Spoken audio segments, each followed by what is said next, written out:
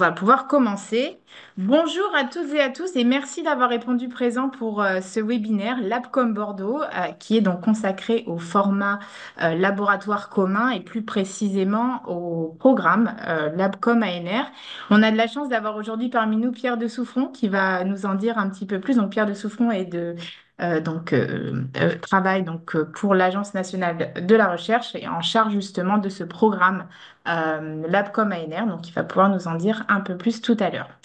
On est ensemble pendant 1 heure. Alors, je vous montre le programme d'aujourd'hui.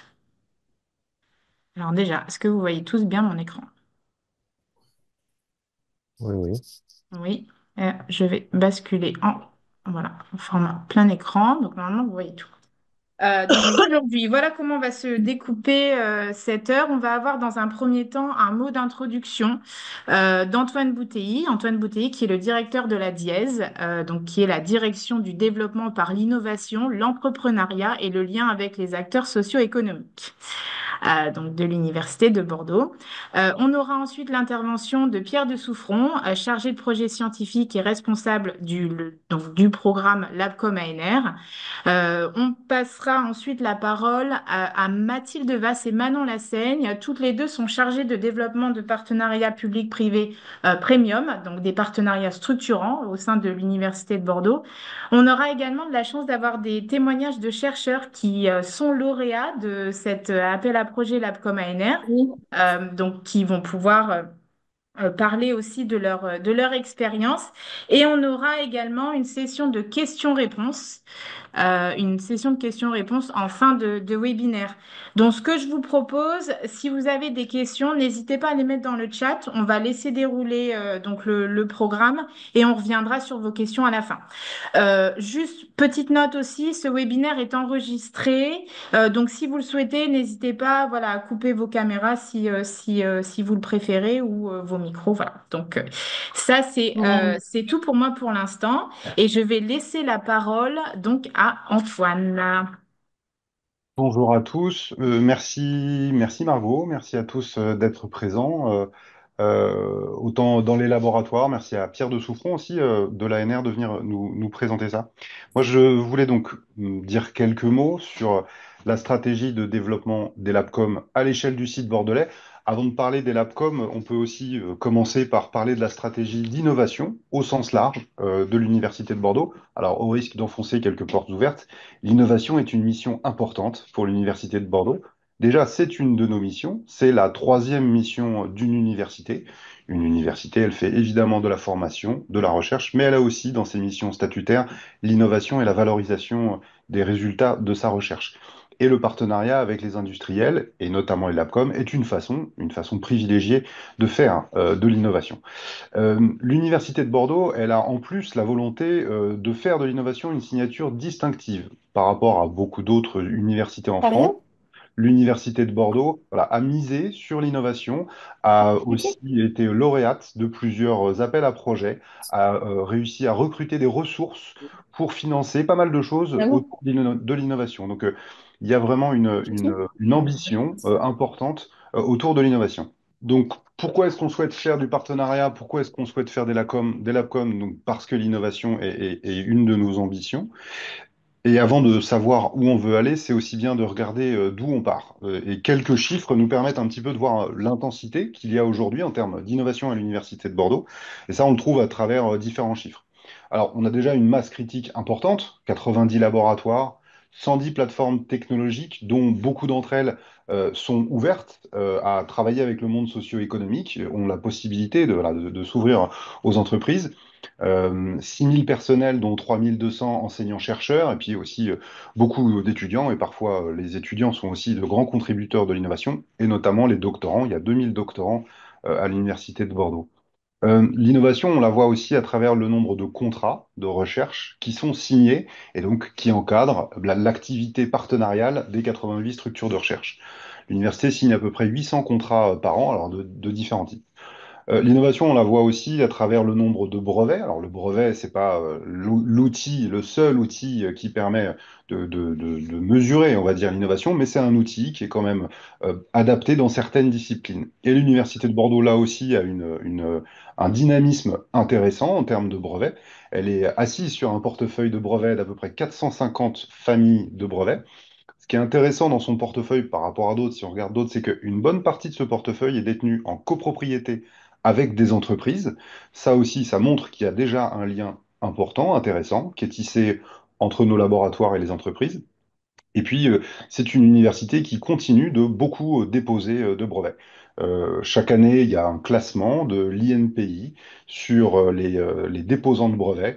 Et le classement est sorti la semaine dernière. Et pour la septième année consécutive, l'Université de Bordeaux fait partie des trois universités qui déposent le plus de brevets. On est deuxième cette année, on était troisième l'an dernier, on était première il y a quelques années. Donc, on maintient un niveau de dépôt de brevets, donc de protection de nos résultats de recherche en vue de les valoriser, qui reste important. Et puis l'intensité de l'innovation, on la voit aussi à travers les laboratoires communs, les labcoms, ces contrats de partenariat entre un laboratoire et une entreprise structurés, avec une vraie relation dans le temps. C'est un type de partenariat, le LabCom, qu'on a envie, qu'on a vocation à développer. Et c'est pour ça, vous allez le voir, que bah, il y a tout un ensemble de choses qui sont mises en place pour encourager, faciliter la mise en place de contrats de recherche structurants entre nos laboratoires et le monde socio-économique. Et cette ambition qu'on a de développer le partenariat et notamment les LabCom, c'est une ambition qu'on a et qui est partagée au niveau du site. C'est pas juste l'Université de Bordeaux qui veut faire plus de LabCom, c'est le site tout entier. Et le site tout entier, en termes d'innovation, aujourd'hui, il est, on va dire, organisé, il est incarné par alors le PUI. Le PUI, le Pôle universitaire d'innovation, c'est à la fois un projet, puisque on a constitué un consortium, et vous avez ici un peu la composition de ce consortium. Tous les acteurs de la recherche académique du site sont dans PUI, que ce soit les ONR, que ce soit les universités, l'UB et Bordeaux-Montaigne, que ce soit les écoles d'ingénieurs et également nos filiales, l'ADERA et Aquitaine Sciences Transfert. Voilà, tous ces grands acteurs, vraiment le cœur de l'innovation du monde académique, sont rassemblés au sein de ce pôle universitaire d'innovation.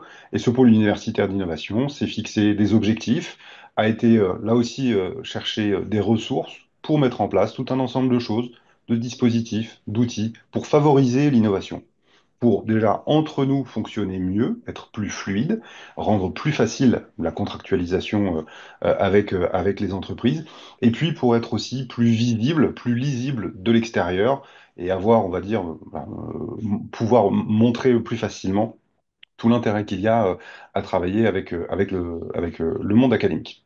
Et donc, ce PUI, aujourd'hui, avec une gouvernance, avec chaque mois, tous ces acteurs qui se parlent et qui partagent leur stratégie d'innovation, qui construisent des choses en commun, c'est ce PUI aussi qui a l'ambition de développer les LabCom. Et l'objectif, bon, il est assez simple, c'est de doubler le nombre de partenariats publics-privés et de doubler le nombre de LabCom du site d'ici 2029. Donc, objectif x2, et pour y parvenir, pour faire plus de partenariats, donc plus de LabCom, un des outils particulièrement intéressants, c'est le format LabCom ANR. Et c'est aujourd'hui justement l'objet de ce webinaire, de décrire un petit peu, expliquer un petit peu ce que c'est, tout l'intérêt qu'il y a à passer par cet outil qu'est le LabCom ANR. Et donc je laisse la parole justement au représentant de l'ANR, à Pierre de Souffin. Merci, Monsieur Bouteilly. Bonjour à tous. Donc, effectivement, j'ai le plaisir de pouvoir vous présenter l'instrument LabCom porté par l'Agence nationale de la recherche. Quelques éléments de contexte par rapport à cet instrument qui est effectivement porté par notre composante appelée IERC pour Impact économique de la recherche et compétitivité, qui inclut un certain nombre d'instruments de recherche partenariale que nous pouvons avoir. Donc, effectivement, nous avons le laboratoire commun qui est inclus, mais vous avez également le programme Chaire industrielle, l'instrument PRCE que vous connaissez certainement, donc le projet de recherche collaboratif avec les entreprises. Vous avez également les instituts Carnot et le programme, les instruments Astrid et Astrid de maturation, donc portés par l'Agence Innovation de Défense, mais pour lesquels l'Agence nationale de la recherche a délégation en termes de gestion. En termes de chiffres, ce qu'il faut savoir, c'est que l'agence a jusqu'à présent financé plus de 160 projets en matière de partenariat public-privé pour un montant supérieur à 90 millions d'euros pour l'année 2024, ce qui correspond à plus de 20% du budget d'intervention et 10% du nombre de projets qui ont été sélectionnés et financés l'année précédente. Et puis par ailleurs, vous avez effectivement le dispositif Carnot qui est un peu à part, mais bon, voilà, nous avons 39 projets qui ont pu être sélectionnés, enfin projets, donc dispositifs, instituts, qui donc jusqu'à présent sont portés par donc ce label Carnot. Alors finalement, donc les partenariats publics-privés, alors je vais vous rappeler quelques éléments qui apparaissent des dénominateurs communs dont vous avez certainement déjà connaissance, mais l'idée c'est effectivement d'inciter les acteurs de la recherche académique à se rapprocher du tissu socio-économique et donc développer ces fameuses collaborations bilatérales avec cette composante importante de durabilité, de pérennisation dans cette idée de co-construction d'un partenariat public-privé. Donc il y a vraiment cette idée que le financement public doit permettre de cristalliser, de structurer une collaboration, un modèle économique qui a vocation à se pérenniser dans le temps, donc au-delà du financement public. Et évidemment aussi cette notion qui est ce deuxième axe, à savoir le fait d'accompagner une innovation, qu'elle soit de rupture ou incrémentale, avec ces entreprises, donc en associant donc une mutualisation de compétences donc, qui est portée par l'ESR et qui permet de lever des verrous technologiques qui jusqu'alors ne pouvaient pas être levés au sein de ces mêmes entreprises.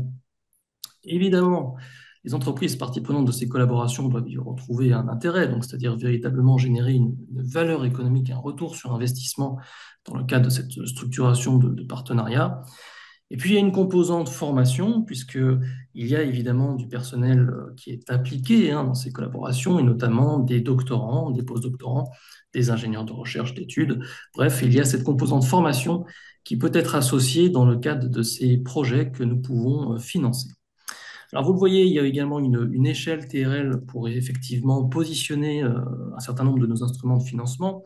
Alors, elle a ses limites, mais pour autant, ça vous permet là aussi de voir dans quel niveau de TRL l'instrument LabCom qu'on va développer ici s'inscrit. Alors, on n'est pas tout à fait à un niveau TRL 1, puisque là, on est plutôt dans la recherche fondamentale, on est un petit peu plus avancé.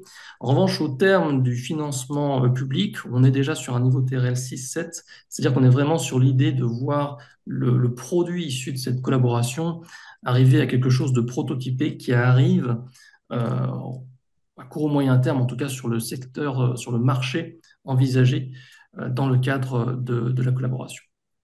Alors effectivement, sur l'historique des LabCom ANR, donc c'est un instrument qui a été créé en 2013. D'ailleurs, on a célébré les 10 ans donc à la fin de l'année 2023, qui avait donc vraiment cette vocation, encore une fois, à inciter ce rapprochement entre les acteurs de la recherche académique et les entreprises, donc historiquement en termes de typologie, des TPE, PME, ETI.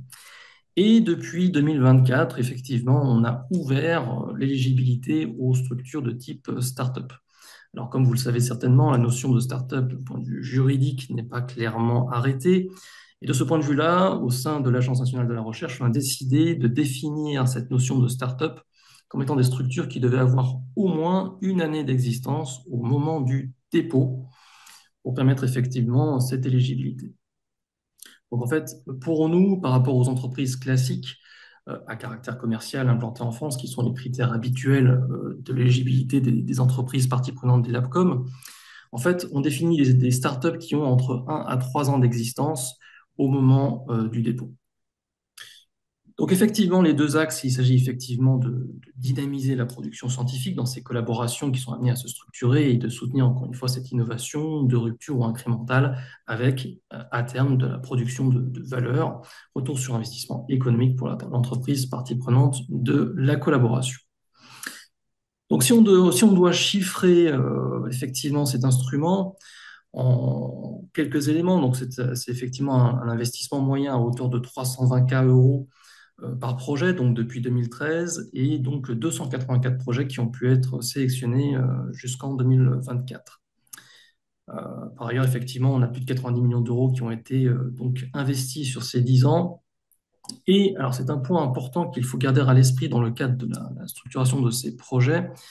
Il n'y a que la tutelle gestionnaire du partenaire académique qui est financé. Donc, il n'y a pas de flux financier auprès de l'entreprise partie prenante de la collaboration. Donc, c'est un point important à garder à l'esprit dans le cadre de l'ingénierie du projet et dans la ventilation budgétaire de la somme forfaitaire qui est attribuée. J'y reviendrai encore, mais le montant actuel est à hauteur de 363 000 euros. Donc, comme je vous l'ai rappelé, effectivement, on a ouvert l'éligibilité des structures industrielles. Donc, maintenant, des startups peuvent être également partie prenante de ces collaborations. Si on devait d'ailleurs résumer l'éligibilité, en définitive, c'est l'ensemble du tissu socio-économique. Les entreprises françaises qui seraient éligibles, à l'exception des grands comptes ou grands groupes, qui, pour le coup, ne peuvent pas être éligibles au programme, donc à l'heure actuelle, tel qu'il est pensé. Quelques points aussi de précision par rapport à des ajustements et des nouveautés qui ont été développés dans le cadre de l'édition 2024. Il y aura quelques points également pour cette édition 2025. C'est cette coopération renforcée avec l'ANRT, qui, comme vous le savez, cofinance les thèses CIFRE qui peuvent être associées dans le cadre du projet LabCom. Typiquement, si vous déposez une thèse CIFRE, si une entreprise décide effectivement d'associer une thèse CIFRE dans cet investissement qui est le sien dans le cadre d'un projet LabCom, il faut savoir que si le projet est sélectionné, eh bien, il y aura une instruction accélérée auprès de la NRT pour le cofinancement de cette thèse. Donc, c'est ce qu'on appelle d'ailleurs le principe par définition de fast track, qui est associé désormais au laboratoire commun à partir du moment où, encore une fois, des thèses CIFRE sont associés au projet et que le projet a été sélectionné par le comité d'évaluation du programme LabCom AML. Vous le voyez dans le cadre en bas, donc il y a un certain nombre de chiffres qui ne sont pas exhaustifs, mais qui permettent de rendre compte des résultats qui ont pu être obtenus dans le cadre des projets qui ont été sélectionnés et financés. Donc, on a plus de 400 publications, on a plus de 600 personnels qui ont été associés à ces différents projets, plus de 150 prototypes qui ont pu être développés dans le cadre de ces collaborations. J'attirerai simplement votre attention sur un certain nombre de points, en l'occurrence la pérennisation des différents projets LabCom. Donc, on a la majeure partie d'entre eux qui ont pu se pérenniser sous une forme ou sous une autre, ce qui montre que les modèles économiques ont d'une certaine manière bien fonctionné et que la collaboration et la confiance entre les partenaires a su se consolider à travers la durée du partenariat et perdurer au-delà du financement public, ce qui est donc un gage de réussite, encore une fois. Et on a effectivement une composante importante sur les doctorants, puisqu'il y a notamment un volet significatif des investissements personnels de doctorants qui sont associés au projet. Donc encore une fois, pour récapituler, si vous voulez, la structuration des laboratoires communs, LabCom ANR, donc on est vraiment sur un organisme de recherche d'un côté avec la tutelle gestionnaire bénéficiaire des fonds et donc une entreprise type TPE, PME, ETI et start-up côté industriel. Alors effectivement, les programmes LabCom sont des programmes qui sont phasés. Vous le voyez dans le cadre, je crois, il y a un petit affichage. Ah, je crois qu'il y a des questions également. Je ne les ai pas vues, mais on y répondra certainement après. Donc, ce sont des projets qui sont sur 54 mois, avec effectivement un attendu qui est cet accord de consortium qui permet véritablement de lancer le projet au terme de la première phase, qui est dite la phase de montage du projet, qui dure 6 mois. Dans le cadre de cet accord de consortium, il y a effectivement un certain nombre d'attendus qui doivent être précisés. Alors, ils ne sont pas exhaustifs mentionnés sur cette slide, mais ça permet de rendre compte de ces attendus, à savoir effectivement cette trajectoire, cette feuille de route co-construite entre les partenaires industriels et académiques. Le fait de constater là aussi que la gouvernance sera véritablement commune, qu'on puisse vraiment constater cette synergie entre les partenaires, avec là aussi des moyens humains et matériels investis relativement équilibrés, une vraie stratégie de valorisation, et enfin, un point non négligeable, cette trajectoire qui permet de constater que la collaboration est pensée au-delà du financement public, c'est-à-dire véritablement avec une dynamique de pérennisation, donc au-delà du financement public sur ces 54 mois. Alors, je vous faisais une sorte de petit teasing effectivement sur les évolutions pour l'édition 2025. Et oui, il y a une nouveauté qui concerne notamment la partie académique, puisque jusqu'à présent, nous étions sur une éligibilité portée sur des organismes de recherche statutairement de droit public. Or, désormais, il y a la possibilité pour les organismes de recherche de droit privé d'être éligibles au programme LabCom. Donc, typiquement, si vous avez des organismes, par exemple, les ESPIG, les établissements d'enseignement supérieur privés d'intérêt général, sont désormais tout à fait éligibles au programme LabCom en tant que partenaire académique, statutairement. Ceci étant dit, un point de vigilance là-dessus, il faut attester pour ces organismes de droit privé d'une véritable mission de recherche pour permettre effectivement cette recevabilité dans le cadre d'une structuration d'un partenariat LabCom. Donc ceci effectivement est un point d'évolution sur l'éligibilité sur la partie académique. Alors, parce que maintenant j'imagine que là vous êtes particulièrement intéressé par l'instrument, donc les prochaines dates pour un éventuel dépôt se fera pour cette année au 22 septembre 2025, puisque nous venons de clôturer la première vague de dépôt, donc au 31 mars dernier. C'est un dépôt qui se fait tout au long de l'année au fil de l'eau, mais effectivement avec 2 sessions de clôture. Et comme je vous le disais à l'instant, le 22 septembre prochain sera donc la deuxième session et donc la dernière session pour cette année 2025.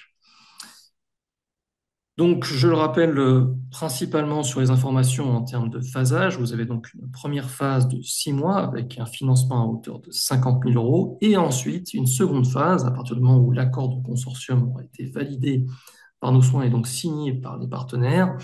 Il y a donc cette phase dite de fonctionnement ou opérationnel de 48 mois où les 313 000 euros restants seront étalonnés annuellement pour effectivement arriver au financement total à hauteur de 363 000 euros. Alors justement, une question qui peut se poser pour vous, tous ces éléments sont effectivement certes intéressants, mais quels sont les critères finalement d'évaluation pour des projets qui seraient intéressés à déposer, des candidats intéressés à déposer au programme LabCom ANR? En fait, vous avez 3 piliers, 3 axes précisés d'ailleurs dans l'appel à projet. Le premier, c'est effectivement l'assurance de la bonne adéquation du projet vis-à-vis de la philosophie du programme. Aussi bien dans la dimension de l'incitation, donc ce rapprochement du partenaire académique vis-à-vis du partenaire industriel, dans sa capacité à lever à travers les compétences côté académique, des verrous technologiques côté entreprise. Et puis, il y a aussi cette composante au-delà de cette incitation du financement. En quoi est-ce que finalement le financement LabCom peut apporter une vraie valeur ajoutée dans la structuration du programme? Donc, ce sont des composantes qu'il va falloir réussir à démontrer dans le cadre de votre proposition.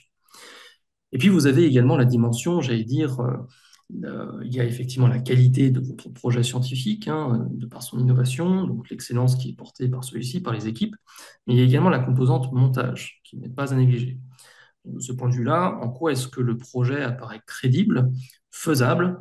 Donc il y a une nécessité de démontrer qu'il y a une vraie réflexion sur son ingénierie, sur les investissements, tant sur le plan du personnel que des matériels, voire éventuellement des investissements financiers en cash qui pourraient être mobilisés de part et d'autre pour assurer, encore une fois, la crédibilité du modèle économique émergent amené à se structurer entre les partenaires.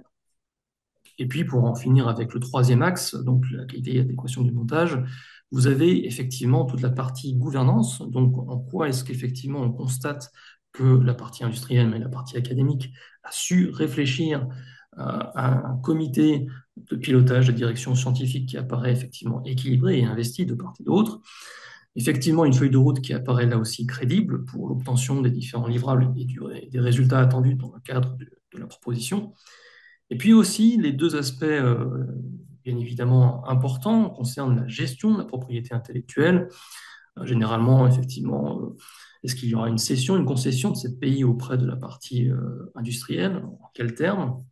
Donc, il y a cette partie-là qui n'est pas à négliger. Là aussi, il faut pouvoir constater qu'il y a déjà eu une réflexion en amont dans le cadre de cette gestion de l'API.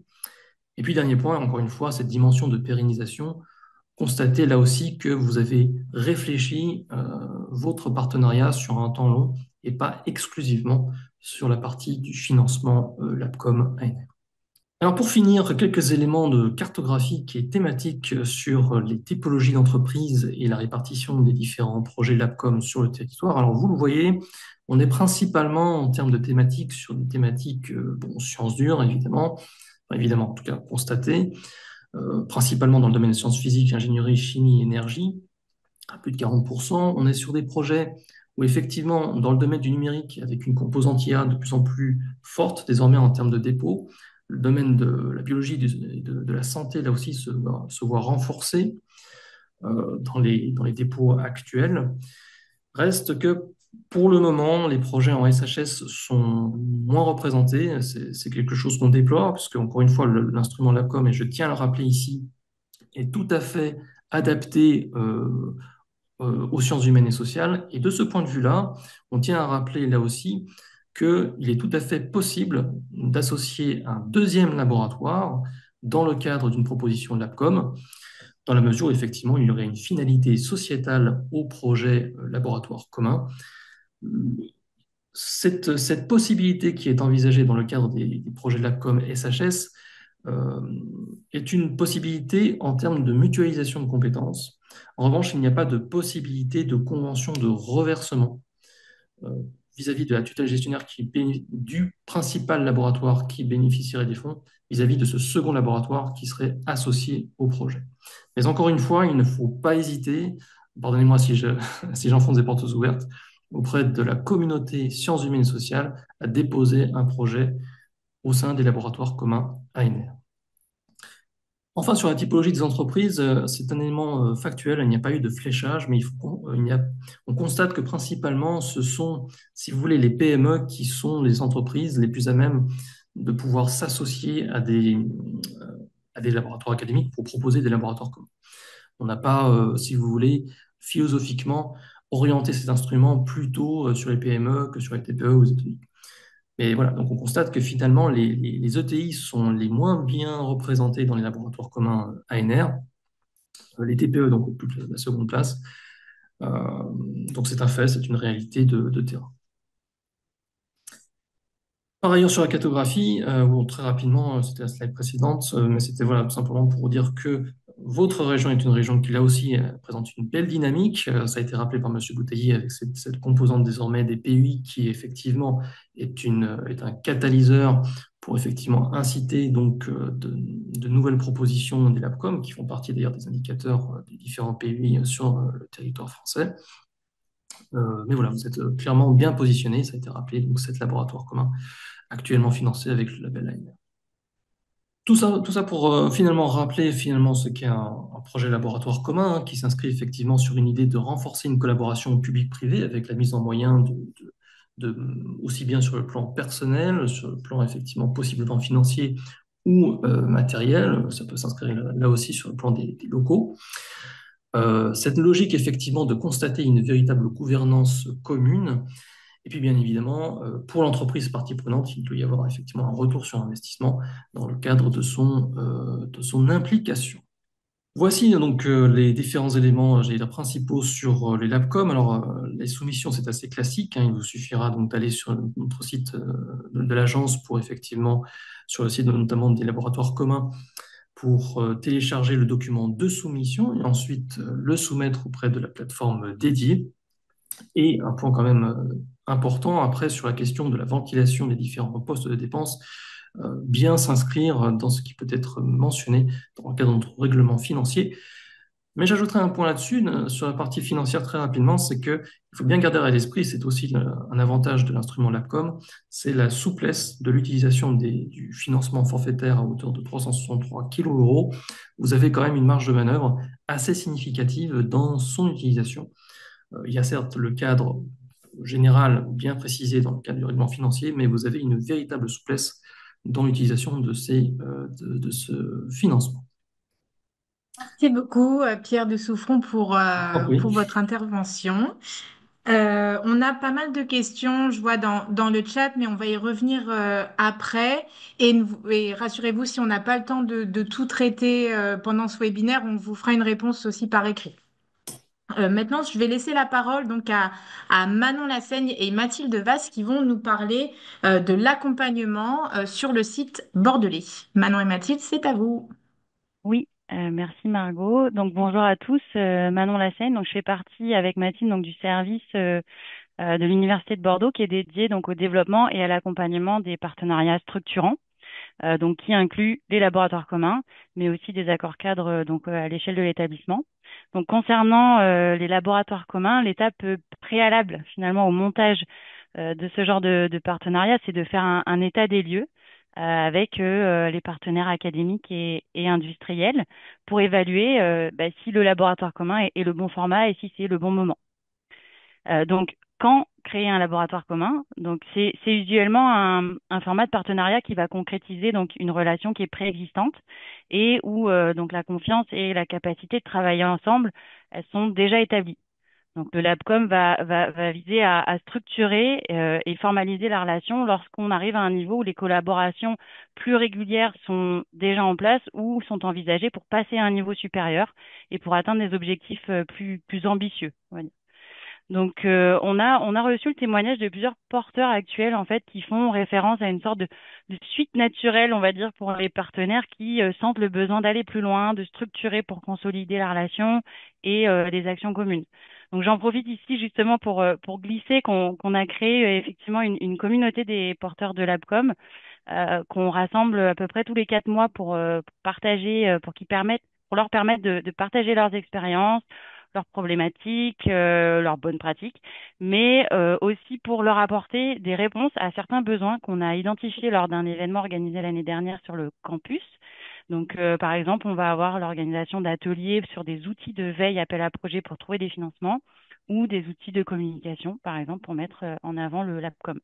Donc, comme précédemment évoqué par Monsieur Souffron vis-à-vis de l'ANR, il existe plusieurs critères, on va dire, de base pour considérer un partenariat comme un laboratoire commun. Donc, le LabCom, c'est une réelle volonté de se structurer, pardon. La première chose, c'est que c'est matérialisé par un contrat d'au moins 4 ans. Donc, on considère qu'il doit y avoir une thèse, modulo, la mise en place, voilà. Donc au moins 4 ans.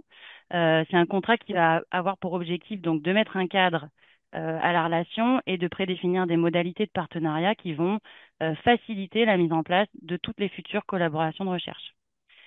Ensuite, donc le LabCom, il est structuré autour donc d'une feuille de route et d'un programme de recherche. Un programme de recherche qui peut évoluer, qui est mis à jour régulièrement, mais qui est néanmoins déjà bien défini initialement.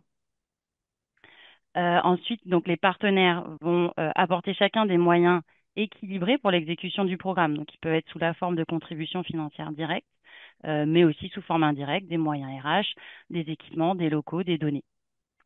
Un des critères importants, c'est qu'il faut il faut avoir un binôme finalement de personnes, de porteurs qui vont animer le partenariat, qui vont incarner le LabCom et qui sont assez fortement impliqués pour assurer la dynamique du partenariat et le suivi des travaux. Et donc, enfin, un LabCom, ça implique une gouvernance à l'échelle des établissements, donc c'est-à-dire qui implique les équipes politiques des tutelles. Et donc, l'organisation de ces instances de gouvernance vont permettre donc aux représentants de l'entreprise et aux représentants des établissements de suivre l'exécution du programme, valider des propositions de valorisation, de modification, de renouvellement, mais aussi d'apporter une certaine vision transversale à l'échelle du site, un soutien et des recommandations pour répondre à des besoins qui vont être identifiés, des problématiques qui vont être identifiées au cours du partenariat. Alors, à noter que juste ce périmètre qui est défini par ces critères, il va inclure plusieurs typologies de contrats qui sont utilisés aujourd'hui. Ça peut être les LabCom ANR, dont on parle aujourd'hui. Ça peut être d'autres sortes de contrats, d'équipes de recherche communes, des laboratoires partenariales associés, des chaires industrielles, des laboratoires communs labellisés CNRS. En fait, ça va être différents formats juridiques qui vont avoir leurs particularités, mais qui vont tous répondre à ces critères et du coup, qui vont entrer pour nous dans le périmètre des LabCom et qu'on va donc accompagner sur le site bordelais Et donc là, je vais laisser Mathilde présenter ces accords. Juste, ah, j'ai oublié, pardon, on a une vidéo qui a été créée pour expliquer ce qu'est un LabCom. Donc, comme on vous enverra les slides, vous pourrez cliquer sur le lien pour voir cette vidéo qui détaille vraiment comment on définit un LabCom. Merci Manon. En effet, donc nous proposons sur le site bordelais un accompagnement tout au long des grandes étapes du LabCom. De manière globale, nous construisons notre accompagnement en articulation étroite avec nos partenaires du site, les co-tutelles des laboratoires et les services déjà existants. L'objectif de notre service, c'est de compléter l'offre d'accompagnement qui est déjà présente. Ainsi, nous proposons notre aide à différents stades. Donc, comme l'a indiqué Manon, on essaie de détecter, faire émerger un partenariat public-privé susceptible d'être structuré sous le format LabCom. On les appelle nos graines de LabCom. Donc, si le diagnostic est favorable et que le format LabCom est retenu, on va guider le chercheur vers la phase de montage en lien avec le service expert et avec l'entreprise, car, donc, comme l'a dit Manon, il sera nécessaire d'établir les moyens que les partenaires sont prêts à mettre à disposition dans le LabCom afin de réaliser le programme scientifique qui a été défini ensemble. La phase de contractualisation se déroulera de manière classique avec l'entreprise. À l'échelle des établissements et de notre filiale Aquitaine Sciences Transfert, le LabCom étant un partenariat privilégié, les services font le maximum pour réduire les délais de négociation et faciliter les interactions avec l'entreprise. Une fois le contrat signé, le LabCom va pouvoir démarrer officiellement. Et donc, pendant la vie du LabCom, notre service propose un rendez-vous de suivi annuel avec le porteur académique sur les différents volets du partenariat, ce qui permet parfois de débloquer des situations. Des actions de communication peuvent être envisagées pour améliorer la visibilité du LabCom. Enfin, pour la gouvernance, nous proposons notre aide en vue d'organiser le comité de pilotage qui a lieu en général une fois par an. Comme l'a dit Manon, nous contribuons également à la préparation de nos représentants politiques qui participent à cette instance afin qu'ils soient bien informés des actualités du LabCom et soient en capacité de faire des recommandations et prendre des décisions de manière éclairée le jour J. Donc ce suivi annuel, il permet également d'anticiper la fin du contrat LabCom et d'évaluer ensemble les pistes de pérennisation possibles pour un renouvellement éventuel ou une évolution vers un autre format adapté. Donc là, le montage LabCom ANR, puisqu'aujourd'hui on fait un focus sur l'appel à projet LabCom ANR. Donc la première chose à faire, ça va être de prendre contact avec la tutelle gestionnaire du laboratoire. En effet, le dossier ANR, et en particulier la partie financière, doit également respecter les règles de gestion des établissements et être validé par le service de montage référent. En cas de doute, vous pouvez envoyer un mail à l'adresse Labcom Bordeaux et on vous orientera vers le bon interlocuteur. Vous pouvez également nous associer au montage, peu importe la tutelle qui gère la demande de financement ANR. Puisque le dossier ANR à rédiger en tant que tel, il comprend plusieurs parties. Donc, en dehors du volet scientifique qui reste bien sûr à la discrétion de l'équipe de recherche, à notre niveau, nous proposons de vous aider sur les autres aspects et de vous donner des conseils de rédaction, notamment sur la partie gouvernance, la propriété intellectuelle, la stratégie de valorisation et de pérennisation du LabCom qui sont à préciser dans le cadre de la rédaction du dossier. Donc, c'est important d'anticiper la date limite de soumission pour prendre le temps de préparer le dossier et en particulier si vous souhaitez faire labelliser le projet par un pôle de compétitivité, ce qui est un véritable plus pour les chances de succès du dossier. Donc voilà, le dépôt se fait en ligne, comme l'a dit Monsieur de Souffron, et la date limite pour la prochaine vague est donc alors le 22 septembre prochain, si j'ai bien noté, et pas le 20 septembre. Voilà. Merci beaucoup, Manon et Mathilde. Et oui, en effet, c'est bien le 22 septembre. Alors maintenant, on a de la chance d'avoir avec nous deux chercheurs qui sont passés par le LabCom ANR, qui ont tous les deux été lauréats de cet appel à projet. On a le professeur Christian Richard, qui est lauréat 2024 avec le LabCom ANR Biofisa. Et on va ensuite donner la parole au professeur Valérie Schrudy-Levrault, qui était donc lauréat en 2023 avec le LabCom ANR Select Via. Alors, Monsieur Richard, je pense que vous m'entendez et vous êtes là, oui, très bien. Peut-être, est-ce qu'on peut revenir sur les origines de la collaboration avec votre partenaire entreprise? Oui, donc tout d'abord, bonjour à tous. Oui, alors, pour revenir à notre projet de Labcom, donc un Labcom avec la société Active Inside, qui est une société qui est basée à Béchac et Caillaux et qui travaille dans le secteur des compléments alimentaires, à la fois en termes de production d'ingrédients et de façonniers. Et on a initié des premières collaborations il y a maintenant plus d'une dizaine d'années au travers d'un FEI où on était prestataire et on a continué cette collaboration au fil de l'eau avec plus récemment un projet de collaboration au travers d'un financement région avec l'accueil d'un postdoc et de matériel au sein du laboratoire. Donc c'est un petit peu ça l'origine. Donc c'est une collaboration qui a commencé il y a déjà plusieurs années et sur laquelle on souhaitait essayer d'avoir une structuration et de donner une suite à cette collaboration puisque l'entente avec l'entreprise est très bonne. Très bien. Et qu'est-ce qui vous a justement convaincu sur le format Labcom? Alors il y a deux raisons. Il y a d'abord une raison de ma part parce que j'avais déjà eu un Labcom, un des premiers Labcom.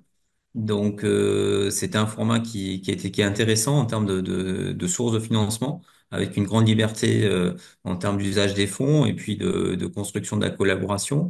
Donc, pour moi, c'était une source de financement potentielle. Et puis, du côté de l'entreprise, elle avait participé à votre présentation des Labcom au niveau de l'université et elle avait trouvé que c'était effectivement de son côté un financement potentiel. Donc, on s'est retrouvé après votre présentation et on a discuté. On était revenu à la même conclusion. Ça serait intéressant de monter ce projet de l'Abcom avec la société. Et donc, c'est vraiment l'idée de pouvoir structurer, de trouver un financement. C'est important puisque à un moment donné, il faut des sous. Et c'était une façon de structurer la collaboration entre nos deux entités. Ok, très bien. Et comment s'est passé, enfin comment s'est déroulée la construction du dossier? Donc vous parliez justement de l'événement Labcom Bordeaux qui a eu lieu le 26 mars dernier, qui a en fait finalement déclenché un peu les choses et cet accompagnement. Et donc comment ça s'est passé, cette construction du dossier de candidature pour le Labcom ANR?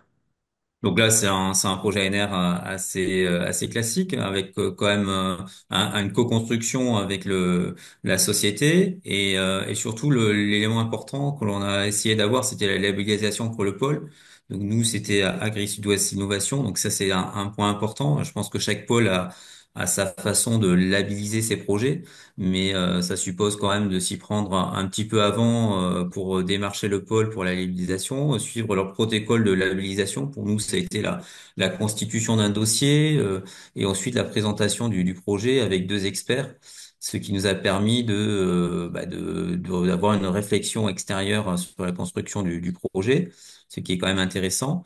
Et le point important, c'est que c'est pas quelque chose qui peut se faire du jour au lendemain. Donc, ça suppose quand même cette phase-là, un petit peu de temps, de façon à pouvoir se caler dans le plan de l'habilitation du pôle que l'on souhaite. Bien, oui, ça rebondit justement avec ce que disait Mathilde tout à l'heure sur ce besoin d'anticiper vraiment cette date. Et il me semble, Monsieur Richard, vous aviez commencé donc à préparer après l'événement du 26 mars, donc voilà, j'imagine à peu près comme maintenant, et vous aviez déposé en septembre dernier, c'est ça?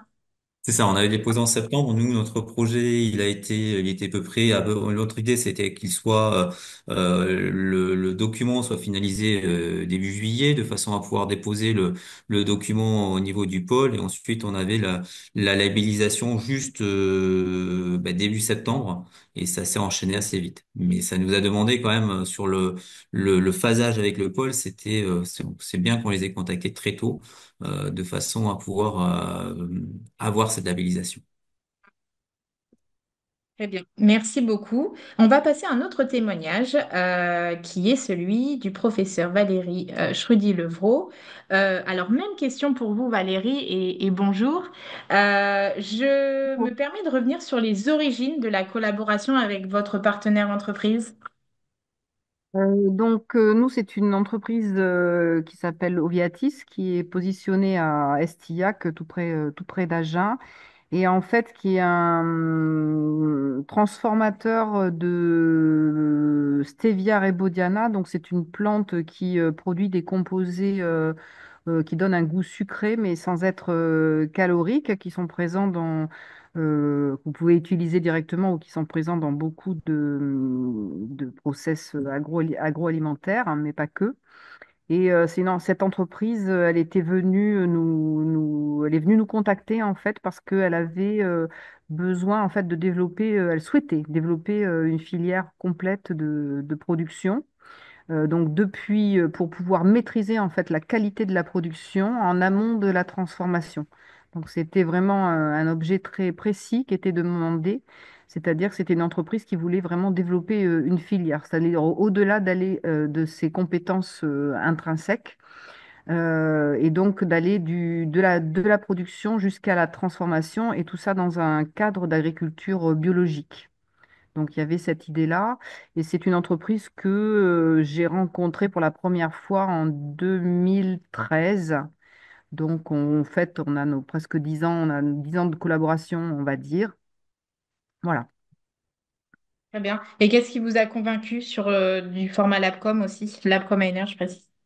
Ben, en fait, je pense qu'il faut être arrivé à une certaine maturité dans la collaboration. C'est ce que me disait Tristan, me semble-t-il également.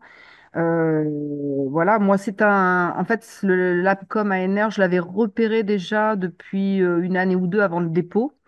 Et je m'étais dit, non, c'est pas encore. On n'est pas prêt, on n'est pas encore complètement mature, etc. Et en fait, on a fait le projet quand vraiment j'ai senti que oui, c'était le moment, qu'on était assez mature, qu'on avait suffisamment avancé ensemble, on se connaissait assez bien.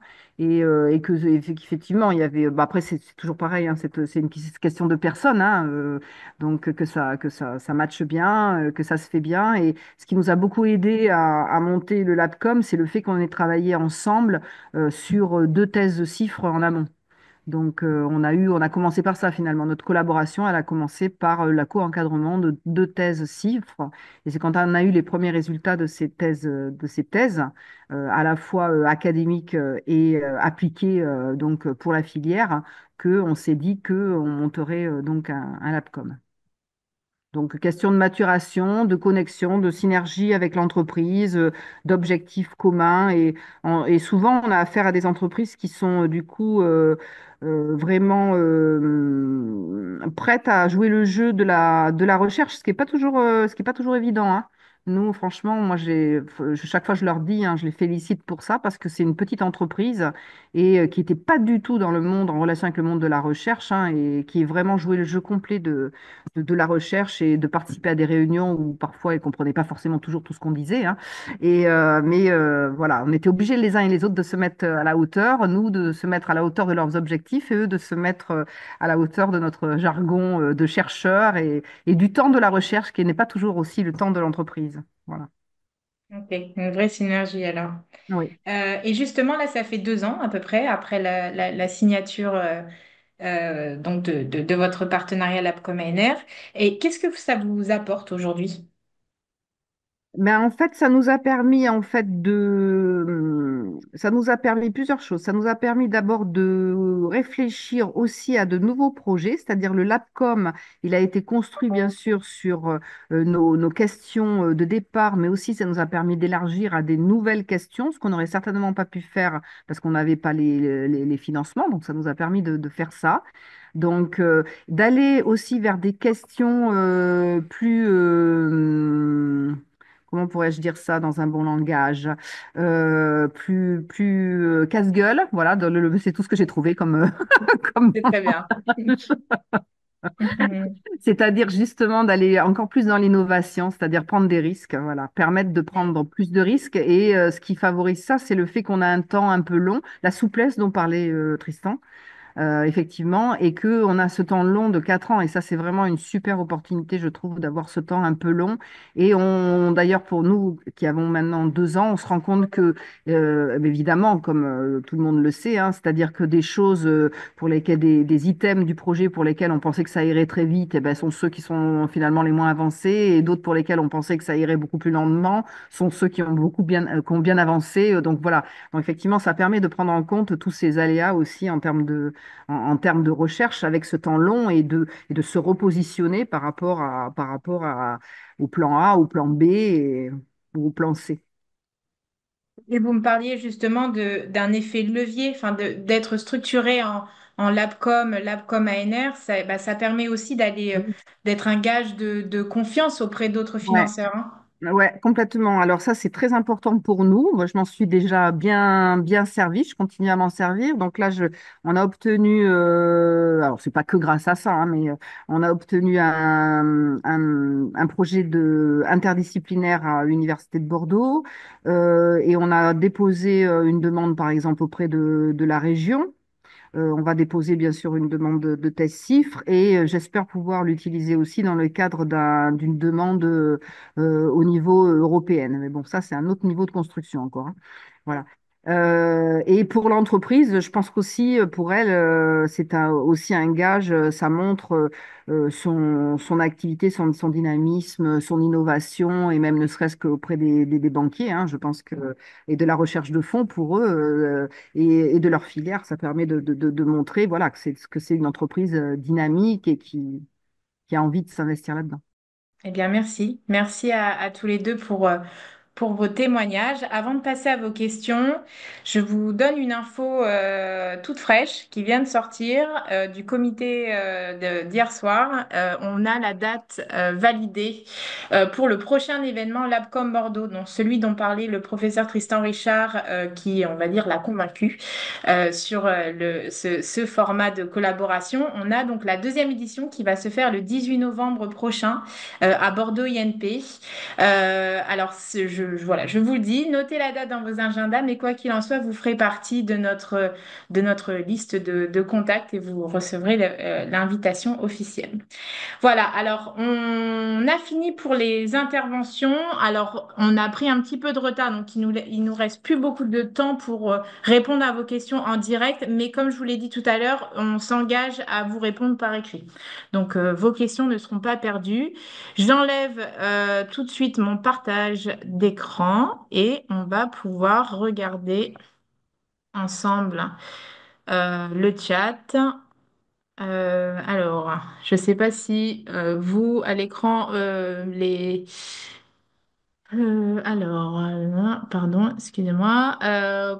Alors, il y avait peut-être des questions au début, surtout pour Antoine mais je ne sais pas si Antoine est encore parmi nous. Oui, il est là. Oui, oui, oui, j'ai Euh, répondu un peu plus bas. Sur le nombre de brevets licenciés, oui, oui. Une ok, centaine de licences et 65 entreprises aujourd'hui qui commercialisent des produits avec dedans des brevets de l'Université de Bordeaux. ok, très bien, merci. Combien d'années d'existence pour les PME et ETI? Donc ça, je pense que c'est peut-être une question pour Monsieur de Souffron. Oh, pardon, votre micro est coupé.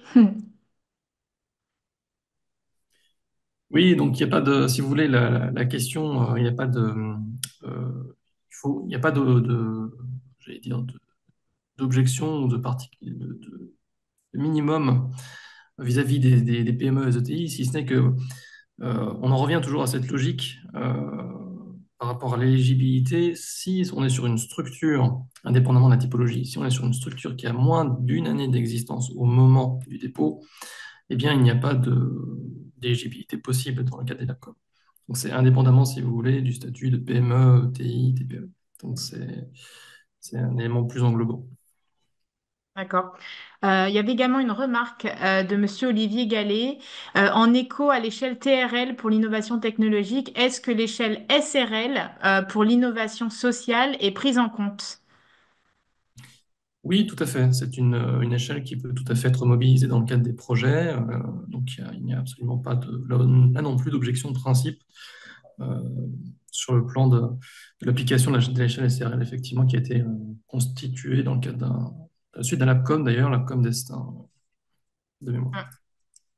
Ok, une question qui revient aussi sur la partie PME et on va dire durée, enfin existence, pardon. Une PME existant depuis 1 à 3 ans est considérée comme une start-up. Au vu de l'appel à projet LabCom, tout à fait. Ok, Dans la mesure où, alors c'est en termes de durée. Après, il y a d'autres considérations, mais en termes d'effectifs, de chiffre d'affaires. Mais déjà, effectivement, on serait plutôt sur une typologie qui se rapprocherait de ce que nous considérons comme étant une startup. Ok. Une question de Pierrette. Pourriez-vous donner des exemples de succès de pérennisation parmi les 60% de l'ABCOM pérennisés?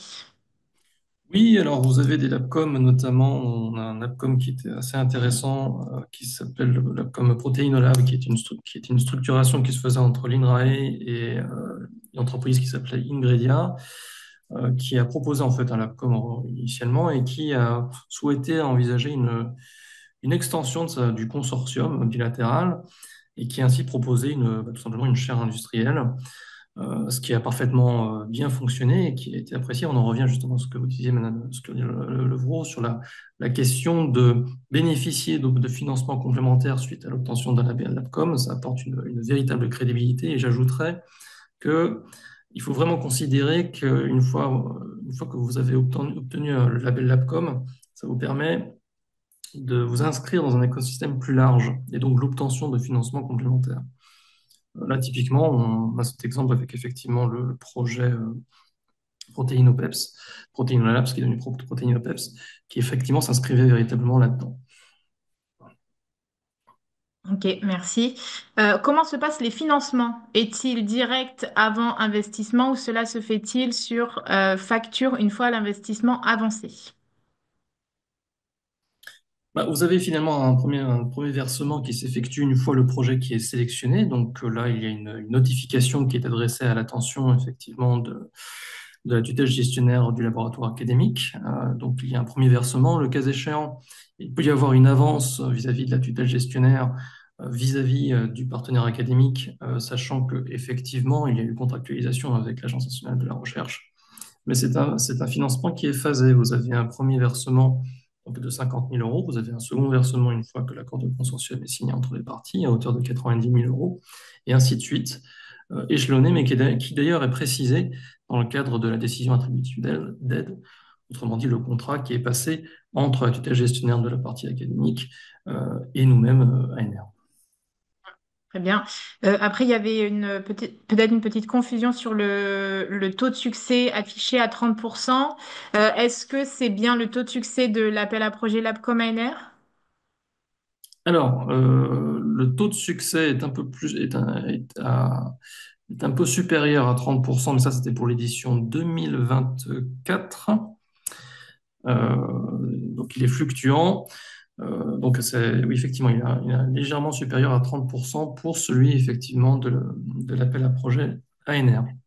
Ce n'est pas celui, par exemple, de l'appel à projet générique, par exemple. S'il s'agit. Euh, Ok. Alors ensuite, une question. Je vais peut-être prendre une dernière question et après, je pense qu'on va peut-être s'arrêter là pour l'instant. Pourriez-vous expliciter la mention suivante du cahier des charges de l'appel à projet? Il est ici rappelé que la vocation des Labcom est de fonctionner de façon autonome, de sorte que les éventuelles sources de financement externes sont censées rester résiduelles et faibles en proportion de la capacité d'autofinancement du laboratoire. L'idée, c'est de vraiment développer un modèle économique qui soit en capacité de s'affranchir j'allais dire in fine, de la subvention de l'État.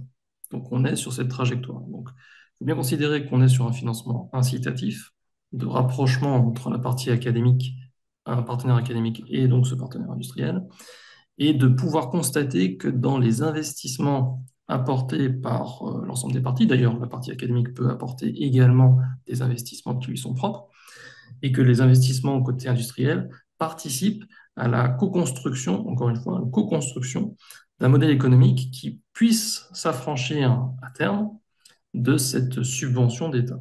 Il faut vraiment considérer cette logique d'autonomie de cette façon-là, quand on parle d'autonomie.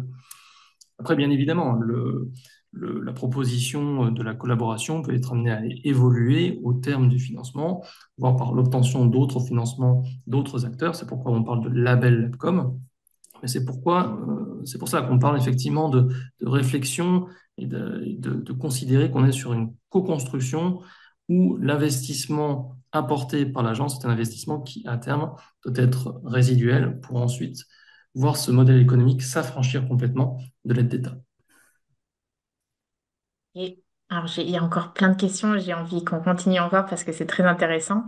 Voilà, comme je l'ai dit, on s'engage à vous faire une réponse par écrit vraiment au plus vite. En tout cas, merci beaucoup à toutes et à tous pour votre participation et vos interventions. J'espère que ça vous a plu et que voilà, ça vous a éclairé et je l'espère donner envie. On se retrouve, n'oubliez pas la date du 18 novembre. Et en tout cas, je vous souhaite une très belle journée.